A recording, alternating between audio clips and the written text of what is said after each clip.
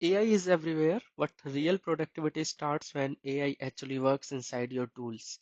Today I'll show you how I connected ChatGPT with Atlassian Rovo MCP Server and how it can directly create, read, summarize, and manage Jira and the Confluence for you. Let's integrate Rovo MCP with ChatGPT. Inside ChatGPT, head over to Apps. Here you will find different categories like lifestyle and productivity. Under productivity, you will notice Atlassian Rovo. You can also directly search for Atlassian from the search bar on the right. Once you open it, ChatGPT clearly shows what this MCP server can do. It can summarize Jira and the Confluence items, create new Jira issues, search files, and you can even write content with the real organization context. When you will click connect, you will see options like reference memory and chat context. These are used for personalized chat experiences. I'm keeping this disabled for now. Click on continue and this starts the OAuth flow. I'm selecting Jira and Confluence here. You can also include the compass. Click on approve and this will redirect you to the authentication page. Here you can provide your credentials for Atlassian or you can select one of these options. So I have selected Google and provided my credentials here. So once the authentication process is complete, you will be redirected back to the ChatGPT screen and you are ready to start the chat with Atlassian Rovo MCP server. Now this part is important. Even if Atlassian Rovo is already selected here, but you can always explicitly add by using the plus button or just type the Atlassian Rovo in the chat and Atlassian Rovo application is selected. So this ensures ChatGPT knows it should use the MCP server for the conversation.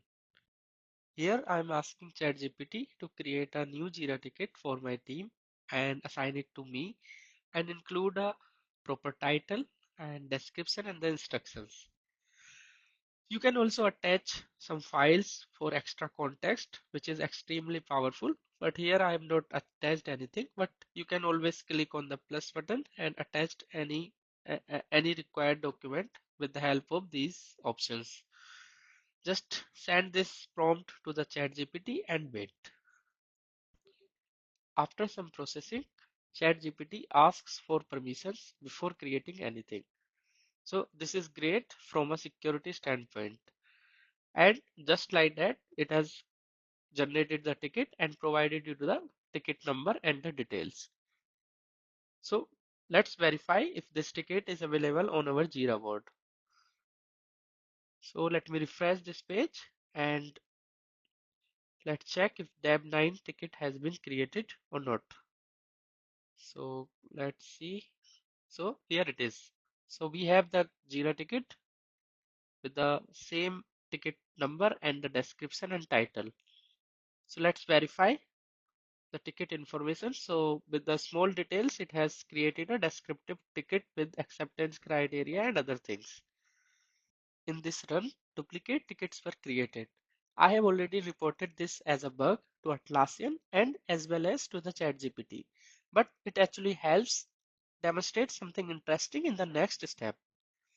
Next, I asked ChatGPT to summarize the tickets created in last 2 hours in a structured table format.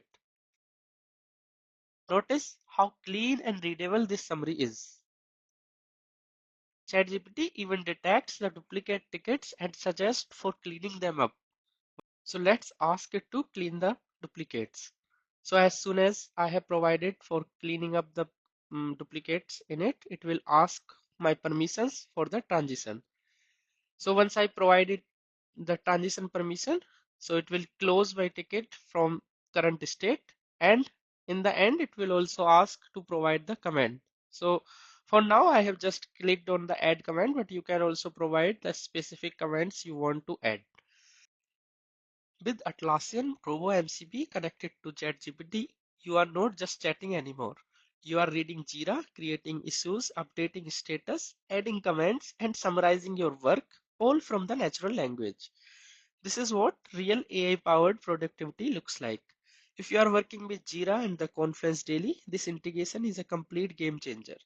So if this helped you, like this video, subscribe for more real world AI integration, and comment if you want a deep dive on the prompt security and enterprise use cases.